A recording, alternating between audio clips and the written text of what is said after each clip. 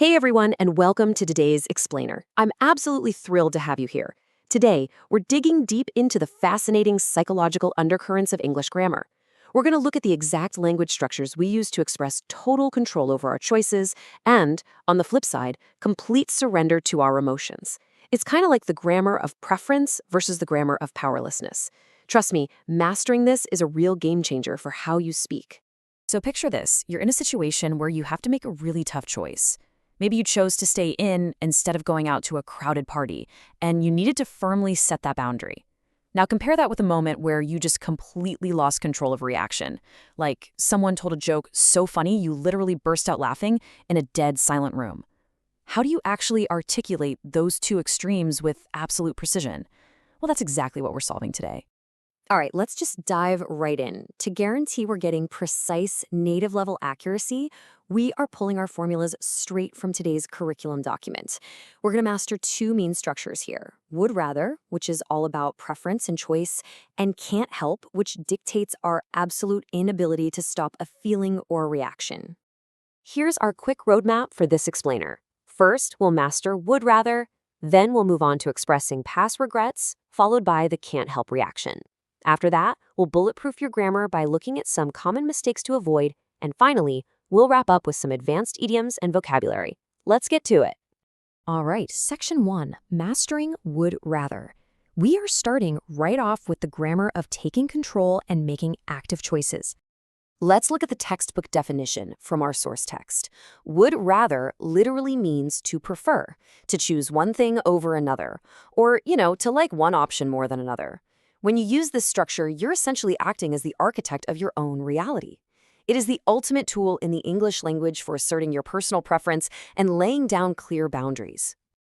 It's actually fascinating how mathematical English can be sometimes. Think of this like a simple equation. For an affirmative choice, your formula is the subject plus would rather plus the verb in its first form. Easy, right? But what if you want to express a negative preference? You simply drop the word not right before that verb. So the whole shebang becomes subject plus would rather not plus the first form of the verb. The absolutely crucial thing to remember here, the constant variable, is that the verb stays in its base, first form. Let's actually see this formula in action. I would rather stay home. Notice the first form of the verb there, stay. Or she would rather study. Again, study is in the first form. And for setting a negative boundary, they would rather not wait. These sentences are crisp, they're clear, and they confidently express present-day decisions. Moving right along to Section 2, expressing past regrets. Because let's be honest, we've all made a choice we later wished we could undo, right? To express that kind of regret, the formula actually has to physically change to reflect a shift in time. Take a look at the comparison here. Our present choice uses the first form of the verb, but to time travel to the past and discuss a better choice you didn't make, we have to inject the word have and shift the main verb into the third form. So the formula becomes subject plus would rather have plus verb in the third form. This structural shift is exactly what signals to the listener that you're reflecting on history. Let's look at these little micro stories of reflection from our source. I would rather have taken the bus. See? Taken is our third form verb. She would rather have studied harder. And then there's the negative version, expressing that deep, sinking wish to take back your own words. I would rather not have said that. Adding have and that third form verb just perfectly captures that very human feeling of wishing you'd done things differently. Okay, Section 3, the can't help reaction. We are pivoting completely now, moving away from taking control and entirely surrendering to our feelings. This structure is all about can't help. Our source defines this as cannot stop yourself from doing something, basically being unable to control a reaction, a feeling, or an action. Think of this as the grammar of pure instinct. It's totally grounded in the psychological experience of having an automatic, uncontrollable response to something happening around you. Now pay close attention, because this is absolutely crucial. Our source text literally labels this the golden rule. After can't help, you must always use a verb ending in ing. You really need to lock this specific structural pattern into your memory. It is completely non-negotiable.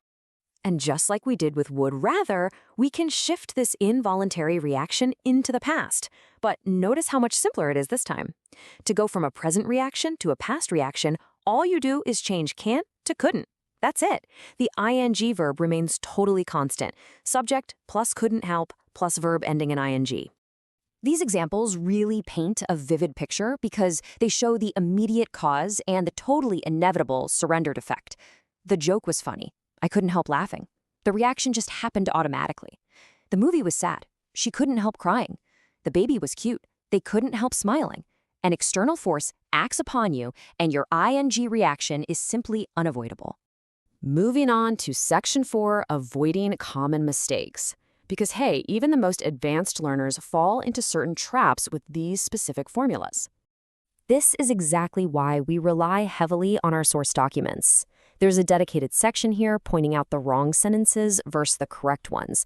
These are the specific, frequent errors that trip people up all the time, and we're going to break them down right now so you literally never make them. First up, let's look at this sneaky trap. The wrong sentence is, I would rather went. The correct sentence is, I would rather go. So why is went incorrect? Well, because went is a past tense verb. And if you recall that mathematical formula from earlier, present choices with would rather strictly demand the first form of the verb. Go is the first form. Mixing past tense verbs with would rather just completely breaks the formula. And here's the second major trap. Wrong, she couldn't help cry. Correct, she couldn't help crying. Remember that golden rule we emphasized a minute ago? If you don't use the ing form after the phrase can't help, the sentence just falls apart. It must always, for sure, be crying, laughing, smiling, and the list goes on. All right, Section 5, Advanced Idioms and Vocabulary. Now that your underlying grammar is mathematically perfect, it's time to upgrade your vocabulary to give you that extra edge. Let's look at some idioms straight from our source material to give you that native level flair. These are fantastic. Think about how perfectly the phrase let off steam ties into our theme of uncontrollable feelings today. If you can't help but feel angry, you might need to go for a walk to let off steam, meaning to release that pent-up stress. Or if someone acts unfairly or cruelly, you'd say that comment really hit below the belt. And finally, we have these 5 incredibly powerful vocabulary words. Look at the word evoke, meaning to bring a feeling or memory to mind. That is exactly what happens right before a can't help reaction. A sad movie evokes sadness, and you just can't help crying. Or consider dauntless, fearless, and determined. That is exactly the mindset you want when you confidently use would rather to assert your own choices. To wrap up this explainer, I really want to leave you with this thought. Utilizing a couple of our new terms. Off the record, mastering these structures really will make your English truly impeccable. You now hold the grammatical keys to asserting your firm preferences and surrendering to your most genuine emotions. So, my question to you is this. What powerful emotions will you evoke, and what dauntless choices will you make the very next time you speak? Keep practicing, keep learning, and I'll see you in the next explainer.